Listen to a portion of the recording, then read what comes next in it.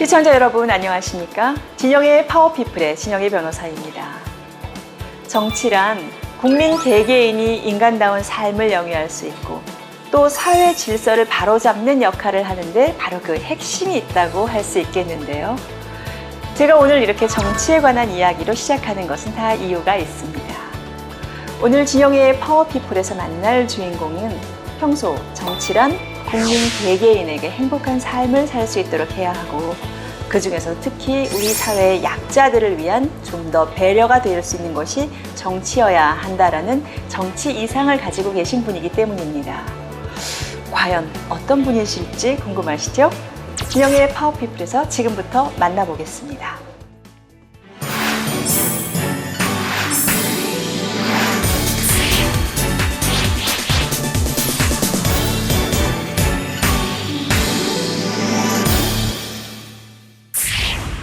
네, 진영의 파워피플 오늘의 주인공이 바로 지금 제 앞에 계시는데요. 바로 강북마을학교의 박용진 이사장님이십니다. 이사장님, 시청자분들께 직접 우리 이사장님 본인의 소개를 좀 해주시겠어요?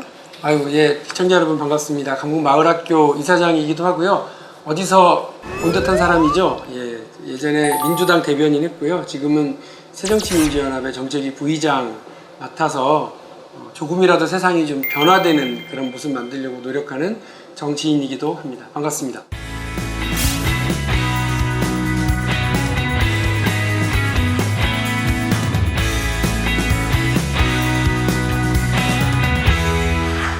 사실은 저는 오늘 이 강북마을학교라는 곳을 찾아오면서 그리고 또 사실 제가 이제 우리 이사장님을 오늘 대담을 하는데 이사장님의 그동안의 인생 이력을 전혀 모르고 올 수는 없잖아요. 네. 그래서 오면서 상당히 진보적이고 또 상당히 소위 함께 잘 사는 사회를 만들고 굉장히 노력해 오신 분이시구나 라는 생각을 많이 하고 있는데 사실은 오늘 우리 박용진 이사장님의 외모를 보고서 하는 생각이 좀 들었어요. 사실 우리 박용진 이사장님 굉장히 젠틀하시고 정말 아주 핸섬하게 생기셨는데 또 이런 분의 머리에서 어떻게 그렇게 함께 사는 세상 또 함께 우리가 지금 현재 꿈꾸고 있는 진보 정치 이러는 부분에 대해서의 이상을 함께 갖고 계신지에 대해서 참 궁금합니다.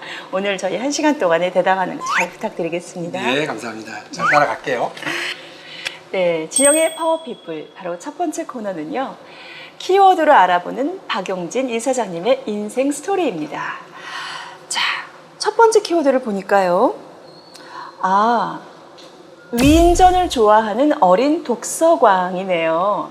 특히나 제가 우리 박용진 이사장님이 그동안에 읽으셨던 여러 위인전 중에서 흔히 소위 아이들이 읽는 이순신 장군, 네. 세종대왕 이런 위인전이 아니라 그 위인전도 물론 있었겠지만 전태일이라는 위인전이 있다는 것에 대해서 다소 조금 많은 이야기를 담고 계신 분이시구나 하는 느낌이 한 번에 드는데요.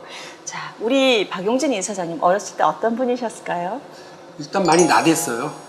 나대셨어요? 이쪽 저쪽 하여간 동네의 모든 골목골목마다 다 해집고 다니는 장난꾸러기였고요. 네. 어머니 아버지가 책은 좀 사주셨어요. 많이 이제 집안 살림이 어렵긴 했는데 네, 이곳 미아동에서 계속해서 초등학교, 중학교, 고등학교를 나오셨죠? 미아동에서 초중고등학교 나오고 네. 대학교도 여기서 다녔고요.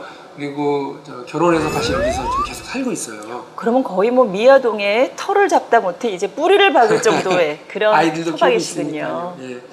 그런데 어릴 때 강감찬, 연개소문, 이순신 이렇게 나라를 구한 사람들 있잖아요. 네. 전생에 나라를 구했다 할 때 그런 분들, 네네. 이런 분들 다 우리가 어릴 때 좋아하고 존경하잖아요. 네. 그런 분들의 삶은 어찌 보면 영웅화되어 있고 딱 이렇게 형해화되어 있기도 하고 이래가지고요. 글로만 보니까 이런 분들이 있을 수 있겠구나 생각하고 말았어요. 말 그대로 위인이죠. 예, 네. 범접할 수 없는. 네. 그런데 대학을 가서 만나게 되는 새로운 사람들의 전형들이 있더라고요. 네. 우리가 다 알고 있는 전태일. 네. 그리고 사실은 저도 전태일이라는 그분을 대학에 들어가서야 비로소 알게 됐어요. 그렇죠. 대부분 그랬어요. 그리고 네, 전태일 평전. 그리고 사회주의자이면서 의사죠. 닥터 노먼 베슨. 닥터 노먼 베슨. 예, 이분은 그렇죠. 캐나다 의사인데 중국 혁명 시기에 가서요. 네. 중국 대장정에도 함께하고 거기서 중국의 국민들을 위해서 노력하다가 거기서 네. 돌아가신 네. 분이에요. 네. 또 뭐 우리가 알죠. 젊은 사람들 좋아하는 체게바라. 체게바라. 예, 아르헨티나 출신의 그렇죠. 의사인데 여기 의사가 많네요. 그러게요. 아르헨티나 출신의 의사인데 쿠바에서 혁명을 선고하고 볼리비아에서 투쟁하다가 30몇 살 나이로 죽는. 또 그 워낙 유명한 이미지가 뭐 티셔츠라든 모자라든 예, 정말 뭐 말 그대로 아이콘이었었죠. 네. 그런데 잘 이해가 안 가는 거죠. 어떻게 이런 사람들이 있지? 이 사람들은 도대체 왜 그러지? 왜 그렇게 남을 위해서 살지? 그리고 왜 이 젊은 나이에 뭔가를 해서 불살르지?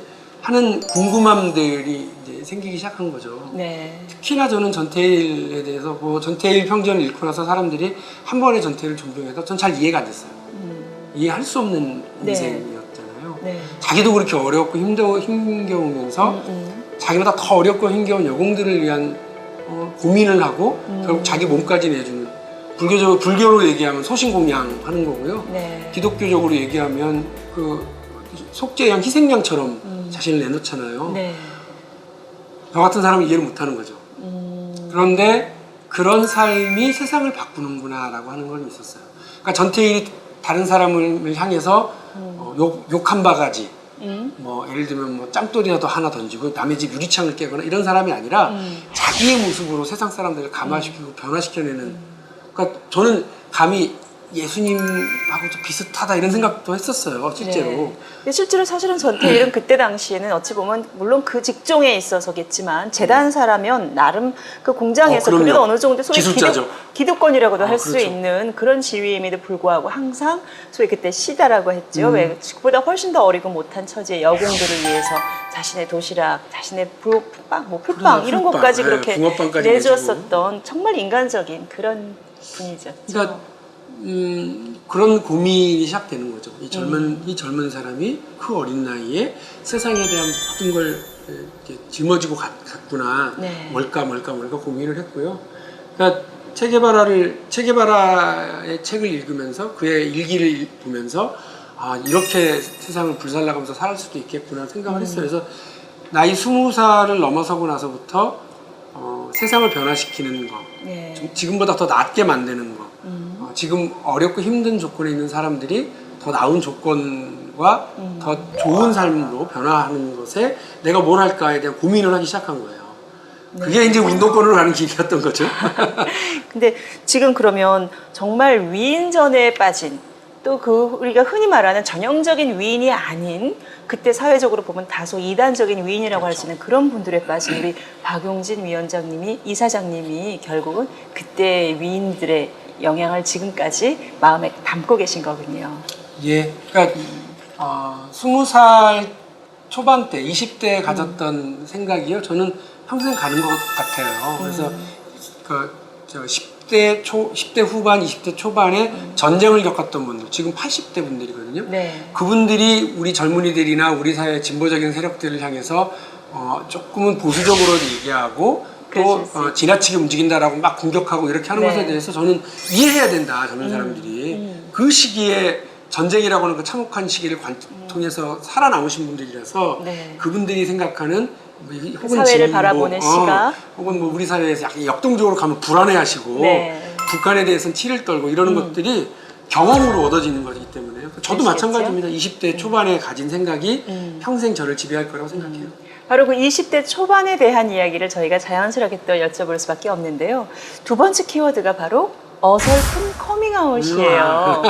자, 우리가 흔히 말하는 커밍아웃 하면은 이제 소위 말해서 어떤 성적 자기 정체성을 좀 다르다는 것을 다른 사람한테 뭐 드러낸다든지 뭐 이런 식으로 흔히 생각을 하게 되는데요. 이 어설픈 커밍아웃은 제가 봤을 때 그런 느낌으로의 커밍아웃은 같지 않아요. 이 어설픈 커밍아웃에 대해서 또 한번 설명 좀 해주시겠어요? 지금 생각해도 나 부끄러운 일인데요. 그러니까 왜 젊은이들 치기 중에 하나가 자기가 책 몇 권을 읽고 마치 다 아는 다 아는 것처럼 되잖아요. 지금 우리 젊은 친구들도 그럴 텐데. 네. 근데 집안이 어땠냐면 아버지는 경찰 공무원이셨어요. 네. 이 아버님이 월제, 경찰 공무원이셨군요. 종합경찰서에서 이제 정년 퇴직하신 지 좀 네네. 되셨죠. 네. 그런데 이제 한때는 대공과에서 근무를 하셨어요. 그러니까 더더군다나. 예. 그때 이제 학원 담당 이런 걸 더더군다나. 하셨죠. 예, 네. 학생 운동에 대해서 이렇게 하시는 거였는데 네. 그리고 아버님 또 이제- 마주치셨겠는데요? 아니 그러진 않았어요. 근데 문제가 뭐였냐면 집안 어른 중에 그러니까 작은 할아버지가 네. 또 경찰로 하시다가 한국 전쟁 6.25가 벌어지고 나서 이른바 그 인민군이 그 저희 점령을 고향 한- 지역에 들어왔는데 예. 인민군은 아니고 지역 그 인민위원회 예. 이렇게 네. 구성되어 있는 사람들한테 학살을 당한 거죠. 또 그러니까, 가족- 그러니까 또 아픈 6.25 기억이 때 있으시고. 빨갱이들한테 이렇게 그 상처를 입고 학살을 당한 집안의 내력이 있는 거예요. 예. 아버지가 저를 볼 때는 이놈이 1학년 때도 공부를 안 해 맨 대문하고 다니는 것 같고 2학년이 됐는데도 정신 못 차리고 계속 대문하고 다니고 네. 집에 들어오면 체류탄 가스 냄새 확 나고 이러니까 한 번은 이제 솔직하게 얘기 좀 해보자. 근데 네. 저희 아버지가 술도 잘 안 하세요. 무뚝뚝한 분이세요. 네. 셋째 아들 네. 별로 이렇게 안 이뻐했어요. 왜냐면 첫째도 아들, 둘째도 아들, 셋째도 아들인데 막내가 딸이에요. 딸은 엄청 이뻤겠죠. 첫째, 둘째 듬직한데 셋째는 남는 것 같은 느낌. 마치 본인의 야! 존재감을 억지로라도 과시하지 않으면 존재감 못 느끼는. 그래서 어릴 때 되게 나댔다니까요. 막 돌아다니고 그릇도 많이 깨고 그래서 더 네. 혼나기도 했는데 아버지가 아마 초여름이었을 거예요. 6월 달쯤에 네. 맥주 3병 정도를 다 동네 슈퍼에서 사가지고 낮에 일요일 네. 날 용진아 맥주 한잔 하자 그러는 거 이런 걸 하시는 분이 아닌데 왜 갑자기 이런 뭐 이벤트를 하시나 하고 네. 이제 주저주저 들어가서 아버지가 따라준 맥주를 딱 받고 나니까 너 때문에 어머니가 알아 누울 지경이다 군대 가라 그 얘기였어요. 군대 가라. 근데 제가 충분히 아버님으로서는 그럼요. 생각하실 수 있겠네요. 그때 다 우리 대학교 뭐 1, 2학년 지나고 나면 군대 남자들은 군대 갔다 와서 예. 정신 차려서 취업 준비하거나 고시 준비하거나 이러는 게 일종의 패턴이었는데 그렇죠. 아버지가 그 얘기를 딱 하는 순간 제가 저는 뭐 해야 될 일이 있다.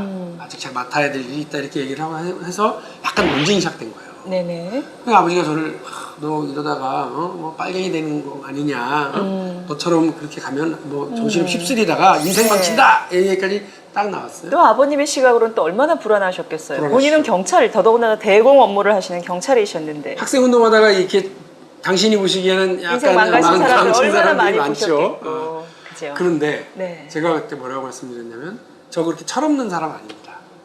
저 그리고 아버지가 생각하는 이른바 북한 애들한테 동조해서 하는 이른바 주사파 뭐 이런 네네. 그런 라인 아닙니다. 저는 사회주의자입니다.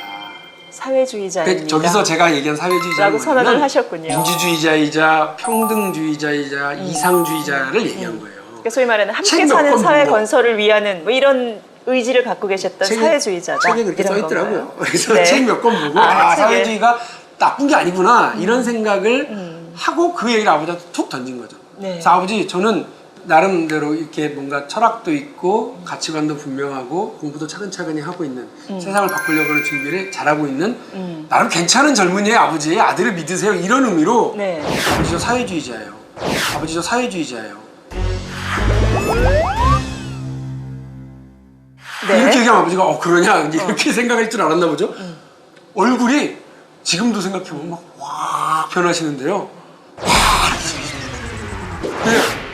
그냥 그래서 아버지가 하신 말씀이 나는 아들이 저는 이렇게 차분하게 말씀드릴게요. 나는 우리 아들이 그야말로 어려운 사람을 돕기 위한 그런 민주주의 활동을 하는 투사인 줄 알았다. 네. 그리고 정의로운 학생인 줄 알았다. 네. 근데 사회주의자라니 빨갱이란 말이냐.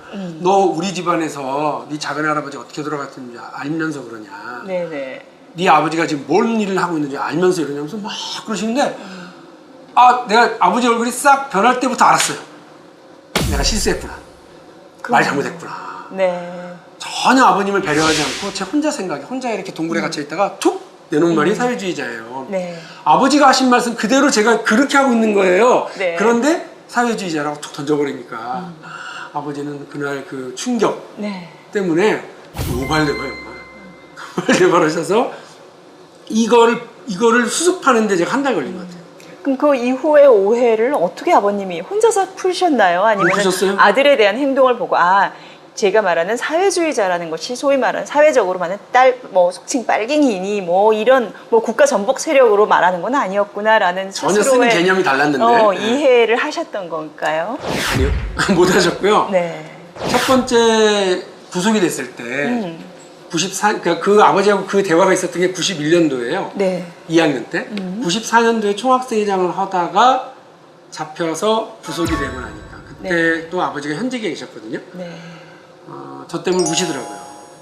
이제 딱 그 유치장의 구치소에 그 면에서 그 뿌연 저 꽁꽁 구멍 뚫린 그 창에서 그 면의 공간에서 예. 저를 보고 얘기하다가 우시는데 우시다 나가시더라고요. 어머니가 너 때문에 계속 우셨다고. 그리고 그때 이제 제 마음속에 있었던 그 미안함, 셋째 아들이라서 있어도 그만 없어도 그만인 줄 알았는데 그게 아니구나. 이제 이게 알았고 네. 또 아버지가 저에 대해서 갖고 있었던 기대, 서운함 이런 것들, 실망 이런 것들도 이해를 그때 많이 했고요. 네. 그리고 그래서 저는 감옥에서 나와서 딱 한 달 남은 총학생회장 임기 마치자마자 부모님이 바라는 대로 군대로 바로 갔고 안 가도 됐어요. 사실은 그때 뭐몇 년 이상 뭐 그게 그럼요. 있었죠. 그때는 군대를 피해가거나 이렇게 할 수 있는 방법이 많았어요. 봐주기도 했고 운동권들 이것도 민주화 뭐 경력으로도 됐으니까. 그런데 갔어요. 가서 뭐 무려 한 5일을 더 특명이 안 떨어져서 5일 더 근무도 했고요. 이렇게 하면서 아버지가 네가 바라는 세상이 뭔지에 대해서 조금씩 귀를 열고 들으셨고요. 처음 저한테 뭔가 기대를 얘기하신 건 2000년에 29살 나이로 국회의원 선거 출마를 했을 때 네. 당황하시더라고요. 사회주의자입니다라고 9년 전에 얘기했을 때보다 더 당황해서 무슨 돈으로 할래? 어떻게 하려고 그러냐? 막 걱정하셨는데 네. 그때 동네 주민들이 한 10,000표를 몰아준 거예요. 민주노동당이라고 이만한 정당에 네네. 만들어진 지 2달밖에 되지 않은 29살짜리 그냥 18한 청년이 나왔는데 10,000표를 몰아주니까 아버지가 그때서야 네가 헛일을 하거나 엉뚱한 짓을 하고 다니는 건 아니구나.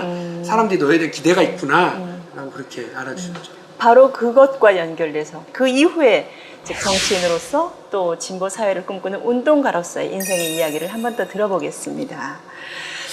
자, 바로 이제 그때 그 시절이라는 저희의 그 토크 코너가 있는데요. 바로 네. 진보 정치와의 이제 첫 만남이 아마 지금 현재 이 진보 정치의 가장 큰 여전히 그 꿈을 이루고자 노력하시는 박용진 이사장님의 계기가 됐을 것 같은 사건들도 있었을 것 같아요.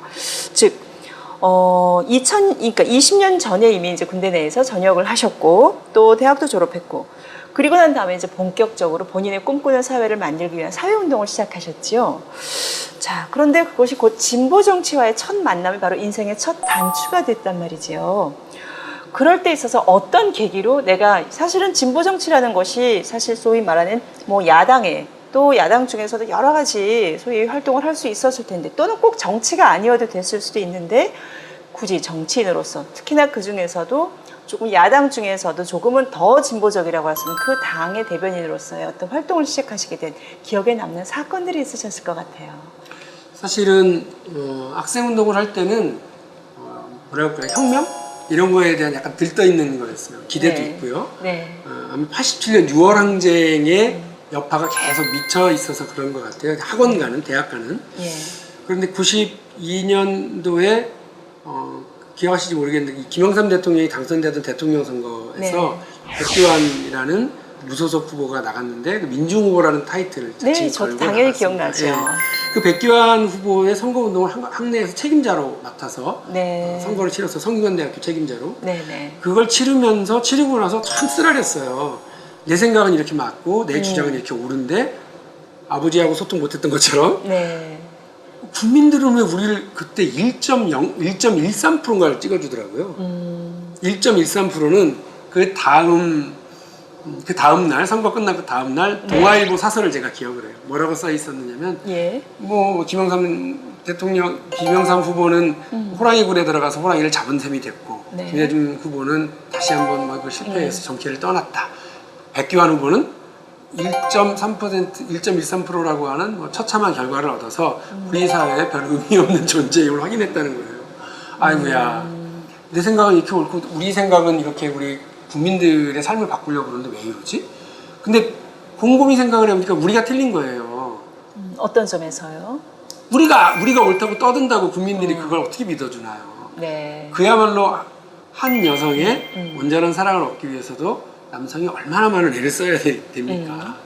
하물며 네, 집 국민의 마음을 집 앞에서도 사기 기다려야죠. 위해서. 선물도 준비해야죠. 영화 프로그램도 짜봐야죠. 뭐 좋아하는 게 뭔지 다 확인도 해야 되잖아요. 그런데 세상을 바꾸고 권력을 얻겠다고 하는 사람들이 다른 때는 팽팽 딴 거 하다가 선거 때 되면 나타나서 내가 당신을 사랑합니다. 이렇게 믿겠어요? 네. 안 믿죠. 그렇게 1%를 받는 거예요. 네. 그럼 어떻게 해야 되지? 그 어린 나이에도 생각이 그럼 정당을 만들어야 되는구나. 네. 그래서 정치라고 하는 것을 통해서 국민들을 만나고 내가 사랑하는 사람들과 만나야 되겠다라고 하는 생각을 그 어린 나이에 했답니다. 네. 그래서 나중에 그 다음 대통령 선거, 근데 총학생회장을 하고 군대를 갔다 와서 바로 나오자마자 97년 그때가 이제 김대중 대통령이 당선되는 대통령 선거인데 네. 그때 권영길 후보를 돕는 일을 시작을 했어요. 네네.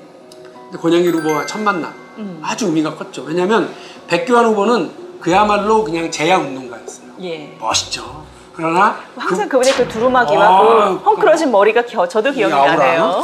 넘기면서 시 읊어대고 이러시는 네. 멋있긴 하지만 그분이 정책 비전을 제시하지 못했죠. 네. 한국 사회 정책을 어떻게 나가야 되고 우리 제야운동을 어떻게 이뤄가야 되고 이런 거 못했어요. 예. 근데 권영길이라고 하는 분은 참 독특한 분인데 너무 얌전해요. 그분의 유명한 멘트가 있잖아요. 살림살이 좀 나아지셨습니까? 그렇죠. 네. 차근차근하게 얘기를 하는 분인데 이 양반은 재밌는 게 프랑스 특파원으로 7년, 파리 특파원으로 7년 있으면서 프랑스 사회 진보 정당을 본 거죠. 네네. 프랑스의 역동성, 프랑스 노동자들의 단결력, 그리고 프랑스 정치의 그 다양한 진보 정치, 네. 사회당, 집권까지 가능한 사회당을 보면서 느끼고 왔더라고요. 그래서 그분과 이렇게 같이 만나면서 하게 된 건 나랑 생각이 같은 게 하나 있었어요. 당을 만듭시다. 이번 대통령 선거 끝나고 지난번 백교환 후보처럼 흩어지지 말고 당을 만들자. 그래서 그때는 약 0.2%가 더 올라간 1.3%밖에 못 받았지만 네. 생각이 같았기 때문에 그때부터 고난의 행군. 2년 동안 아이고야 일주일에 돈 한 3만 원 버스비 네. 정도만을 받으면서 2년 동안 민주노동당을 만들기 위한 정말 험난한 일을 했어요. 그 사실은 지금 말씀해주신 것만 보더라도 정말 아무리 젊은 패기가 재산이라 하더라도 그래도 참 험난한 정말 쉽지 않은 그런 진보 정치인으로서의 길을 쭉 걸어 오셨는데요. 보면은 민주노동당의 이제 대변인을 지내셨죠. 네, 그 네. 결과로. 그리고 또 평양도 2006년도에 방문을 하셨어요. 또한 대변인 시절에 또 과감한 전환이라는 또 책을 쓰시기도 하셨는데, 자, 그럼 민주노동당 안에서, 자, 이제 저 어찌 보면 이제 꿈꾸시던 그 당을 만들었단 말입니다. 그런데 그 안에서 그 본인의 정치인으로서 꿈꾸었었던 것이 어느 정도 구현되거나 또는 그 안에서 생각보다 달라서 힘들었었던 적은 없으셨을까요? 저는 민주노동당을 같이 했던 사람들을 참 존경해요. 지금도 존경하고요. 그러니까 우리나라의 이른바 경제민주화와 관련돼서 부유세, 아까 말씀하셨던 살림살이 좀 나아지셨습니까? 네. 그러면서 얘기했던 게 무상교육, 무상의료, 그다음에 부유세 정책. 네. 이걸 권영길 그 당시 후보가 다 만든 거 아닙니까? 네. 그리고 그것을 위해서 여러 실천들을 했고 지금 우리 모든 전국의 대부분의 아이들이 누리고 있는 친환경 무상급식. 그걸 2002년도에 그 당시 민주노동당이 전국에 한 80만 명의 서명을 받아가지고요. 발품 팔아가면서 만들어낸 정책이고 그거를 도단위, 시단위, 광역단위에서부터 입법 조례를 만들어서 해왔거든요. 네. 참 훌륭한 정당이었다고 저는 봐요. 또 한 가지는 정치개혁이 있어서도 민주노동당의 의미가 있었습니다. 하나는 상향식 공천. 네. 지금은 거의 이게 상향식 공천이 많이 회자되고 있지만 그 당시에는 총재가 찍으면 공천이었지 상향식이라는 민주주의 공천이라는 게 없었어요. 네. 그거하고 1인 2표제 도입. 기억하시겠습니다만 옛날에는 총선이든 대선이든 지방선거든 정당 투표 용지는 없었어요. 네. 후보만 찍는 거였거든요. 사람만. 그런데 민주노동당이 정치개혁의 일환으로 헌법소원을 제기하고 네. 이렇게 하면서 새로운 정치제도가 도입되게 되는 계기를 마련했죠. 그런데 생각해보면 참 그때는 사실은 대부분의 경우들이 너무 극단적이다 또는 아직은 시기상조다 뭐 그런 평을 아마 많이 받았을 법한 그런 제도들이 지금 어느 정도 또 정착되어 있는 거 보면 참 격세지감이라고 네. 해야 될지 시간과 인간의 노력의 힘이 참 무섭구나 하는 생각이 드네요. 네. 근데 그 정당은 이제 두 가지가 문제가 하나 있었는데요. 하나는 네. 그 내부에 우리가 이제 통진당으로 표현되는 그런 부류의 잘못된 생각 가진 사람들이 들어오는 걸 방치했었어요. 이른바 이른바 전체 진보 정당, 진보 세력으로 생각하고 예. 그 사람들을 막았죠. 근데 그분들은 기본적으로 같이 일하면서도 민주주의 훈련이 안 돼 있다. 자기들이 세가 약하면 가만히 움츠리고 있지만 자기들이 조금만 세가 되면 다 쥐고 51%가 100%를 먹으려고 하는 패권적인 태도도 보이고 있었고, 자기들이 패권을 잡기 위해서라 그러면 온갖 반칙도 다 하더라고요. 뭐 이렇게 부정선거부터 시작을 해서 신문에 나는 것도 예, 있었죠. 뭐 안 좋은 기억이긴 합니다만 그런 네네. 내부 문제가 하나 있었고요. 또 하나는 존재에서의 문제점이 있었어요. 그래서 존재에서의 문제점이라고 하는 건 대한민국의 이런 소선거구 제도, 예. 대통령 중심의 소선거구 제도에서는 제3당이 집권 정당으로 클 가능성이 없어요. 그러니까 독일의 녹색당은 집권 연립 정당으로 들어갔죠, 여당으로. 네. 네. 그런데 거기는 8.7%의 지지율을 가지고도 한 50석 정도의 500석에서 한 50석 정도의 그 의석을 차지하고 있었기 때문에 연정이 가능했거든요. 예. 거기는 또 뭐 내각제고 그러니까요. 네네. 근데 우리 사회는 내각제도 아니에요. 대통령 주임제예요. 그리고 그 1등이 아니면 다 떨어지는 소선거구 제도예요. 이러니까 민주노동당은 2004년 총선에서 13%라고 하는 정당 기준을 획득을 했는데, 그 당시 의석을 300석으로 계산을 하면 300석에 13%면 36, 7석을 뭐 받아야 되는 예. 이런 상황이었는데도 10석밖에 못 받았거든요. 이건 뭐냐면 이 제도에서는 제3당이 의미 있는 활동을 할 수 있지만 집권하기는 어렵다라고 네. 하는 거였어요.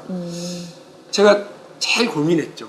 내 생각은 이런데 또다시 고민을 했어요. 네. 정당을 만들어야 되겠다. 이렇게 아각대고 우기는 게 중요한 게 아니라 정당을 만들어서 사랑합니다, 사랑합니다를 계속해줘야 되겠다는 생각을 했던 것처럼 네. 10년 전에 2000년에 창당을 해서 10년 동안 열심히 사랑합니다 했더니 국민들이 호응을 해준 거예요. 국회의원 10명도 만들어주고 13% 지지도 보내주고 네. 그래 잘해봐, 니네가 한번 해서 세상을 바꿔봐 그랬는데 또 다시 우리가 했던 얘기는 10년 전하고 똑같은 거죠. 사랑합니다. 만일에 사랑하는 여성한테 그렇게 얘기하는 거죠. 사랑한다. 난 10년만 시간을 주라. 네. 너랑 결혼할게. 근데 또 10년이 지났는데 또 와서 사랑해. 10년만 더 기다려줘. 이거 안 되는 거잖아요. 네. 그러니까 국민들도 지쳐있고 안 되는 상황이라면 저는 과감하게 우리하고 색깔이 비슷하다고 할 수 있는 제1야당하고 힘을 합쳐서 바꿔야 되겠다고 생각을 했어요. 그러니까 목적을 이루기보다 어떤 가능성 있는 새로운 선택이 필요하다라고 생각을 하셨군요. 그렇죠. 딸가진 모든 아마 국민들은 우리 잘생기고 듬직한 남자가 와서 따님을 주십시오 그러면 고맙다고 생각하지만 10년 뒤에 결혼하겠습니다 이러면 바로 쫓아내지 않겠어요? 네. 진보정당의 어떤 변화가 적절한 변화가 필요한 때였다고 저는 봤어요. 네. 그 시기에 저는 저랑 생각을 같이 하는 분들과 함께해서 민주통을 창당하는 데 결합을 했고 많은 분들은 통진당으로 갔다가 통진당이 그 사단이 난 거죠. 그래서 그런 과정을 겪으면서 저는 진보 정치의 꿈은 가지고 있지만 진보 정당과는 일정하게 이제 거리를 두기 시작한, 노선은 달리 가기 시작했습니다. 우리 지금까지 이 사장님이 쭉 걸어오신 그 사람으로든 또 정치인으로서든 행보가 정말 사실상 참 힘든, 남들은 쉽게 갈 수 없는 그런 길을 걸어오셨는데요. 자, 이쯤에서 우리 박용진 이사장님에 대해서 아주 가까운 곳에서 오랜 기간 동안을 보아오신 분의 우리 박용진 이사장님을 어떻게 평가할지 또는 얘기해 주실지 궁금하시지 않으세요? 겁나는 대목입니다. 네. 한번 그래서 저희가 가까운 지인분의 보는 우리 박용진 이사장님이 어떤 분이신지에 대한 인터뷰를 한번 준비했습니다. 함께 보시겠어요? 박용진 선배가 그 예전에 이제 선거 나왔을 때부터 해서 한 15년 전부터 이제 지켜봐오고 선배인 줄 알고 있었는데요. 또 본격적으로 작은 도움이 되고자 함께 하게 된 거는 4년 전부터 이렇게 함께 일하고 있습니다. 제가 아는 그 박용진이라는 사람은요, 참 부드러운 사람이에요. 물론 일도 매사에 열정적이고 부지런하고 성실하지만 모든 주변 사람들한테 이제 따뜻하게 대하고 항상 웃음으로 대하는 그런 모습, 그런 거에 저도 상당히 매료가 돼서 작은 일이라도 제가 이제 도움이 될 게 없을까 해서 항상 응원하고 도와주고 그러고 있습니다. 어려운 사람들과 또 소외되는 많은 약자들, 그리고 대한민국의 아이들을 위해서 좀 더 좋은 환경을 만들어 보고자 하는 그런 고민이 많았던 걸로 알고 있어요. 이제는 정말 그 더 큰 진보 정치를 시작했으니까 그런 환경을 만들어서 정말 대한민국의 멋있는 정치인이 됐으면 좋겠습니다. 화이팅! 자, 지금 이제 직접 들으셨는데 어떻게 마음에 좀 놓이시나요? 아마 저 초중고등학교 후배라서요. 네. 겁나서 일부러 저렇게 잘 얘기해 주신 것 같은데. 사심 가득한 의견이셨던 건가요? 그런 것 같아요. 예.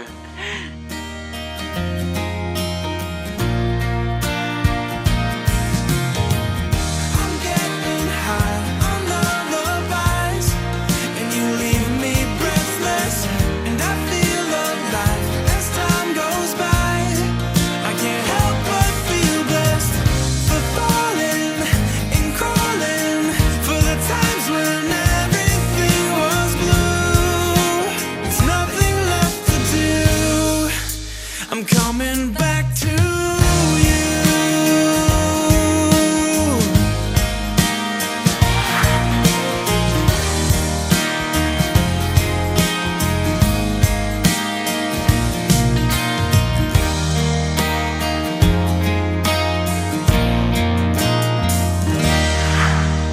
사실 오늘 저희가 녹화하고 있는 이 장소가 바로 강북마을학교의 도서관이자 현장 학습장이라고 해야 될 것 같은데요. 이 강북마을학교, 글쎄요. 이 마을학교라는 이름의 이 공간을 개소하시게 된 계기나 또 그 과정에서 우리 강북마을학교라는 이름을 붙이게 되신 그 이유라든지 우리 강북마을학교에 대한 소개를 좀 부탁드립니다.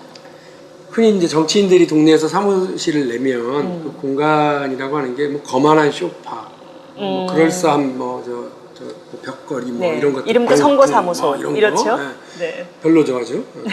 근데 저는 사실은 정치를 하든 뭐를 하든 공간은 이제 마을의 사랑방 같은 데로 열어놔야 된다고 생각을 했어요. 네. 그리고 가능하면 지역의 아이들, 그다음에 청소년, 그리고 엄마들이 이렇게 스스럼 없이 언제든지 와서 자기들의 이야기를 펼치고 또 재능 있는 엄마는 아이들을 가르치고 또 청소년은 자기들이 동생들한테 공부를 가르치고 하는 공간인데요.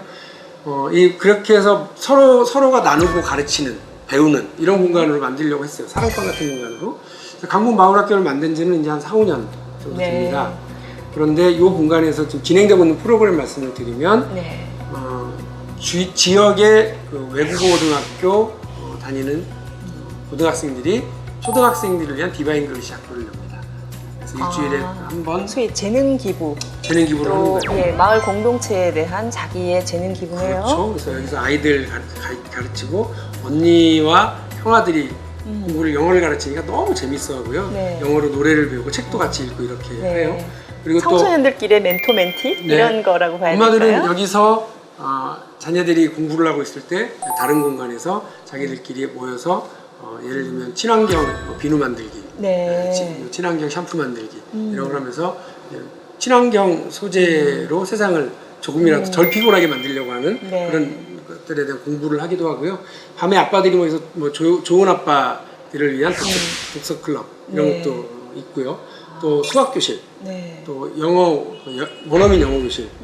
뭐 비싼 공간 그런 게 아니고요. 네. 돈 10,000원 내고 간식비 정도만 내고 네. 우리 지역의 이제 저소득층 아이들이 직접 미국인하고 영어로 대화도 나눠보고 하는 그런 공간도 만들고 수업도 하고 그렇게 해요. 네. 한 10여 개 정도의 강의가 이 안에서 돌아가고요. 또 뭐 밤 늦게는 그야말로 동네 아줌마들이 모여가지고 여기서 요가 체조 시간도 갖고 네. 이렇게 합니다. 그래서 하루 종일 계속 이제 돌아가요. 아이들이 네. 오기도 하고. 지역 사랑방 같은 공간이에요. 예, 그걸 바랬던 거였어요. 근데 네. 그렇게 해서 스스럼 없이 왔다 갔다 하면서 봐야 저는 된다고 생각을 했어요. 네. 그래서 여기서 뭐 이걸 운영하는데 뭐 다른 거 필요 없이 지역 주민들이 자기의 재능과 자기의 역할을 이제 내놓고 함께하는 그런 공간이라서요. 제가 바라던 대로 가고 있어서 참 뿌듯하고 제가 정치적으로 성공하든 말든 그거하고 무관하게 지역의 하나의 거점 네. 이렇게 좀 계속 가기를 바라고 있고요. 여기에 대한 들어가는 모든 비용 또 뭐 그 와서 그 강의를 해주거나 학습을 시켜주는 모든 분들은 다 네. 자원봉사, 재능기부, 예. 그다음에 후원금을 통해서 운영이 되고 있어요. 괜찮죠? 저는 사실은 강북마을학교라는 그 이름을 들었을 때 이게 어떤 뭐 자연 속에 무슨 예를 들어서 뭐 폐교를 하나 고쳐서 학교처럼 만든 건가? 이게 뭘까라는 그런 굉장히 궁금함을 가지고 왔는데 올라오면서 건물 안에 들어있는 거예요. 그래서 이게 학교라는 이미지가 그럼 뭘까라는 그 생각이 굉장히 지금까지도 궁금했었는데 지금 방금의 우리 이사장님의 설명으로 아, 이래서 강북에 있는 내 마을, 내 공동체에 함께 배워나가는 배움터란 뜻이 바로 그렇죠. 강북 네. 마을 학교라는 이름을 갖게 된 거구나라는 네. 생각이 드네요. 근데 더더군다나 그게 소위 말하는 뭐 정치인들의 선거 사무실 또는 뭐 국회 누구누구의 사무실이라는 이름이 아니라 진짜 말 그대로 그냥 지역 주민들과 함께 또는 그들만의 공간이 될 수 있도록 이 터를 함께 하고자 하는 그런 것이 또 굉장히 또한 진보적인 느낌입니다. 아유, 바로- 잘 봐주셔서 고맙습니다. 네, 여기서 이제 우리가 지금 이 지역 주민 또는 나 본인의 스스로의 꿈을 담아서 만든 우리 강북 마을 학교의 최선 소장님이 예. 우리 박용진 이사장님을 지척에서 이 마을 학교를 함께 운영하시면서 응원의 메시지를 담은 영상 편지를 같이 보내오셨습니다. 궁금하시죠? 함께 역시 보시죠. 겁납니다. 예. 그 저희가 대통합 그러면 선거 앞두고 기계적으로 후보단이라 정도를 생각하잖아요. 저는 그거가 의미는 있지만 큰 성과를 내기 어렵다는 것은 지금 현역 의원님들을 공천했었던 2012년 총선을 보면 된다고 생각해요. 굉장히 반성 많이 하고 계시잖아요. 그래서 실제 그 이후로 당의 대변인으로 지금은 정책위 부의장으로 활동을 하시는데 몸으로 보여준 게 있기 때문에 실제 기계적인 어떤 단일화 이런 게 아니라 제대로 된 통합을 하는데 이득을 담당할 거라 기대하고 있습니다. 그 대변인 하시면서 하신 말씀 많잖아요. 정책위 부의장 되셨으니까 원내 법안 총괄하시는 거잖아요. 말씀하셨던 게 법안으로 만들어져서 어려운 분들 도움될 수 있게 화이팅 하십시오. 예, 모든 편지는 원래 쓸 때 당연히 답신을 바라는 마음이 있을 거예요. 그에 대한 우리 영상 편지에 대한 답신으로 우리 이사장님께서도 우리 최선 소장님께 멋진 회신 답신 한번 해주실까요? 기대와 응원 담긴 편지 고맙습니다. 최선 수장님이 저한테 그런 기대를 하고 응원을 하시는 이유는 우리 강북 마을학교 같은 공간을 그냥 착한 뜻 가지고 있는 사람들이 모여야만 되는 것이 아니라 대한민국 곳곳에 만들 수 있도록 법과 제도를 정비하는 그런 역할까지 해달라는 말씀이신 것 같아요. 선의가 모여서는 하나밖에 못 만들겠지만 법과 제도가 달라지면 대한민국의 우리 강북 마을학교 같은 곳이 100개, 200개, 1000개까지 만들어질 수 있지 않겠습니까? 그런 뜻으로 알고요. 열심히 해서 좋은 정치하는 그런 정치인의 길을 가도록 노력하겠습니다. 고맙습니다. 네. 이제 조금 더 무게감이 있는 이슈로 조금 여쭤보고 싶은 마음인데요. 사실 얼마 전에 이제 우리나라가 사실은 마치 국민들 입장에선 이러다가 전쟁 이러다 나면 어떡하지? 라는 생각이 들 정도로 굉장히 갑자기 이제 북한과의 그 대북 확성기 방송 문제로 인해서 불거진 그 군사적인 그 긴장 또는 대립이 굉장히 치열했었던 그랬죠. 상황까지 갔었죠. 자, 근데 이제 이에 대해서 그리고 또한 그 더 이제 그 고위급 회담이 판문점에서도 있었고요. 근데 이제 이 부분에 대한 이제 여당, 야당 사실은 이제 이런 국가 안보의 문제에 있어서는 여야의 뭐 다른 목소리를 낸다는 것 자체를 뭐 생상할 수가 없겠지만, 그렇죠. 예. 그럼에도 불구하고 어쨌든 간에 지금까지 대북 정책에 대해서는 여와 또는 야가 다소의 그 방법의 차이 또는 뭐 방향에 대한 구체적인 방안에 대한 차이는 조금씩 있어 왔던 것도 사실인 듯 합니다. 자, 우리나라, 예, 이런 대북 정책, 즉 대북관에 대해서 우리 박용진 이사장님의 의견은 어떠실까요? 저는 박근혜 정부가 지난번 남북 합의를 이끌어내는 것과 관련해서 아주 잘했다고 생각하고요. 결과적으로도 매우 만족스럽게 생각을 해요. 북한이라고 하는 존재는 우리한테 특수한 존재입니다. 그래서 서로 현실의 적이고 총뿌리를 겨누고 있는 적국이기도 합니다만 통일을 같이 지향해서 가야 되는 네. 운명 공동체이고요. 네. 또 서로가 잘 교류 협력을 잘만 하면 아마 뭐 세계사에 드물 정도로 초강력 그 공동체를 만들어낼 수도 있다고 봐요. 네. 그것이 통일된 하나의 국가이든 아니면 협력하는 국가로서 존재를 하든 간에 예. 좀 그럴 수 있다고 봅니다. 그런데 이 대북 관련한 정책은 사실은 두 가지밖에 없어요. 서로 반목하고 대립해서 전쟁의 길로도 갈 수 있는 그런 위기 상황으로 갈 거냐, 네. 협력하고 타협하면서 통일로 가는 번영의 길로 갈 거냐, 이거밖에 없거든요. 네. 그래서 아무리 북에 대해서 그 강력한 무슨 뭐 전투의지를 가지고 있는 그런 정권이 들어선다 하더라도 현실적으로 북과 대화하고 손잡고 가야 되는 것이 어쩔 수 없는 노력이거든요. 그렇기 때문에 과거에 뭐 독재 정권, 권위주의 정권부터 시작해서 다 남북 간의 대화를 하려고 그래서 무슨 7.4 공동성명, 그다음에 뭐 92년 남북 합의서 이렇게 계속 나왔던 거 아니겠습니까? 네. 지금도 마찬가지라고 생각합니다. 북한의 도무지 이해할 수 없는 존재, 김정은이라고 하는 새로운 굉장히 참 리더가 들어서 있는 상태잖아요. 난해한 사람이죠. 근데 우리 박근혜 대통령도 그리고 새누리 정부도 상당히 보수적인 인물이고 보수적인 그 집단이기 때문에 네. 북에 대해서 상당히 경계의식을 많이 갖거든요. 그럼에도 불구하고 이렇게 딱 결과를 마주 앉아서 얘기를 해보니 결과는 손잡고 가는 수밖에 없는 거예요. 그래서 저는 그 방법으로 가야 한다고 생각을 하고요. 네.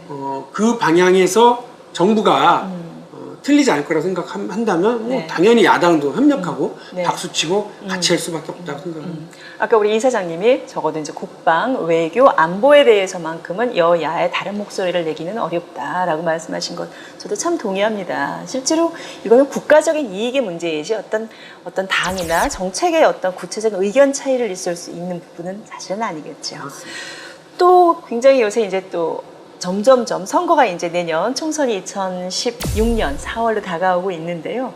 이 총선이 다가올 때마다 항상 빠지지 않고 등장하는 이슈가 바로 선거법. 네. 지금 현행에 있는 선거법에 대해서 특히 뭐 국회의원 정수에 대한 변동이라든지 이런 것을 담은 선거법 개정 움직임에 대해서도 지금 정치권의 논의가 점점 이제 물 위로 떠오르고 있는 모양인데요. 이런 지금 선거법에 대해서 선거법 개정 또는 선거법 개정의 방향에 대해서도 또 우리 박용진 이사장님은 어떤 의견을 가지고 계신가요? 시청자들께서는 그 뭐 이렇게 중요한가 생각하시는 분도 계실 텐데 법과 제도가 달라지면 참 많은 게 달라지잖아요. 네, 우리 법률 방송 그렇죠. 들으시는 분들은 더 특히나 이런 것에 대해서 많이 공감하실 텐데, 그러니까 2000년 그 선거가 끝나고 나서 총선이 끝나고 나서 헌법소원이 있었습니다. 1인 1표를 네. 가지고 비례대표를 나누는 게 말이 되냐라고 네. 하는 것으로 얘기를 했어요. 왜냐하면 그 정당을 좋아하는데 후보를 싫어하는 사람이 있을 수 있고요. 후보는 좋아하는데 정당 싫어하는 사람이 그 표 하나 찍는 걸로 그 정당에게도 표가 가고 후보에게도 표가 가는 그런 영향을 낳으니까요. 네. 그러니까 헌법재판소에서 이거는 문제가 있다. 헌법에 맞지 않는다. 민의를 왜곡한다. 이래서 제도를 수정하라라고 명령이 떨어집니다. 네. 그래서 2002년 그 지방선거 때부터 1인 2표가 등장을 하는데요. 사람 찍고 정당 찍는. 네네. 예. 그래서 정당에 대한 지지표를 모아서 비례대표 의석수를 나눠 갖는 이런 것이 실시가 되죠. 그리고 나서 제3당이 등장하고 또 정당이 비례대표를 가져간 숫자도 많이 달라졌어요. 그런데 지금 논의되고 있는 것 중에 하나가 이제 번역별 비례대표제고 막 이런 건데요. 가장 핵심적인 문제가 뭐냐면 우리 국민들이 가령 A라고 하는 정당을 50%를 찍어줬으면 그 정당 투표 지지만큼 그 정당에 대한 지지만큼 전체 국회 의석수에서 반영이 돼야 되잖아요. 네.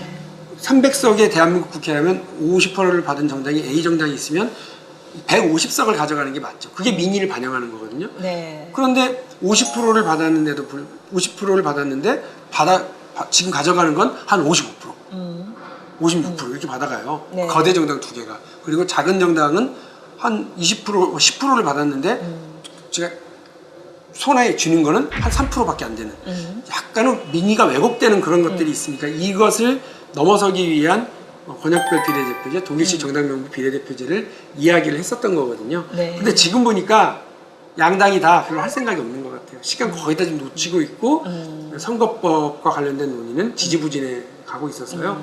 아마 현행 제도에서 기득권을 충분히 국회의원들이 누리는 과정에서 그냥 다음 선거도 치러지지 않을까 매우 안타까운 심정으로 쳐다보고 있습니다. 근데 사실은 모든 이 선거라는 것이 또 빨아들이는 모든 그 엄청난 파괴력 그러다가 또 갑자기 새로운 바람이 또 불면 그게 어떻게 변화될지는 우리가 해마다 그 총선이나 대선을 겪어보면 전혀 예상치 않은 분위기를 또 소위 말하는 바람을 타는 경우도 있었죠.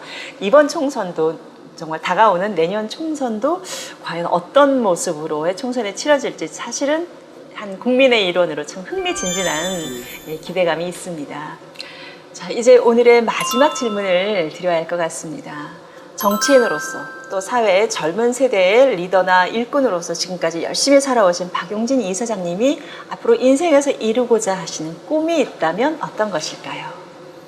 정치인으로서의 꿈이 있어요. 그런데 그 꿈이라고 하는 건 정치하는 사람과 똑같을 건데요. 구국강병입니다. 나라를 강하게 하고요. 또 백성들을 배불리게 하는 건데요. 문제는 그거죠. 예를 들면 재벌과 대기업이 자기 주머니에 많은 부를 쌓아놓는 게 우리 구국강병인 거냐, 아니면 국민 개개인이 자신의 꿈을 실현하고 또 자기가 원하는 것들을 사회에서 실현해내는 이런 것들을, 그런 기회를 만들어주는 것이 부국강병이냐, 네. 저는 후자라고 생각을 하거든요. 근데 지금 우리 청년 세대들 같은 경우 많이 꿈을 펼칠 기회를 잡지를 못하고 있는 상황입니다. 그럼에도 불구하고 한국의 대기업들은 세계 유수 기업들의 순위에 뽑혀 들어가기도 하고요. 또 고간에 쌓아놓은 기업의 이런 부는 더 커져가고만 있습니다.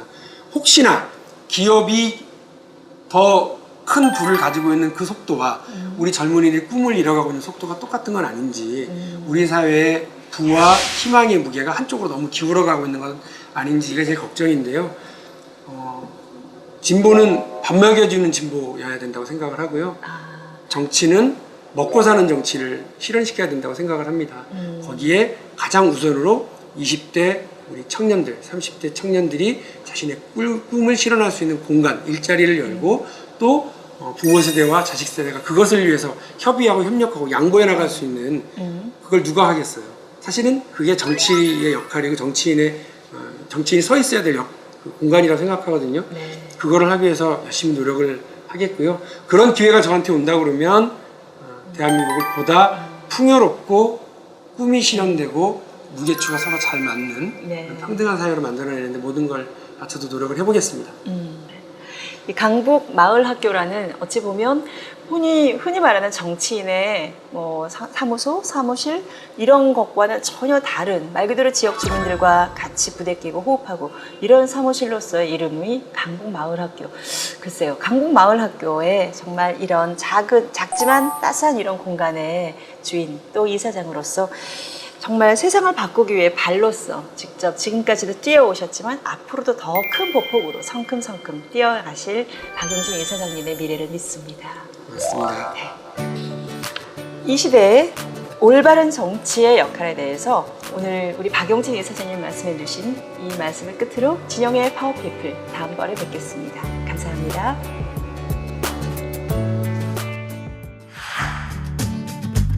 최근에 초등학교 아이들 대상으로 한 특강이 있었어요. 거기에서 아이들이 물어보길래 정치란 그 시대 가장 지혜로운 자의 역할이다라고 얘기를 해준 적이 있습니다. 그 사회에 부딪히는 온갖 갈등, 분쟁, 그리고 다툼 이런 것들을 해결해주는 역할을 옛날에는 가장 지혜로운 분, 나이 가장 많이 드시는 어른들이 해주셨거든요. 그런데 이렇게 사회가 커지고 나니까 그런 역할을, 지혜로운 역할을 해줘야 될 부분이 바로 정치라고 봅니다. 정치인들이 많이 부족하고 못났죠.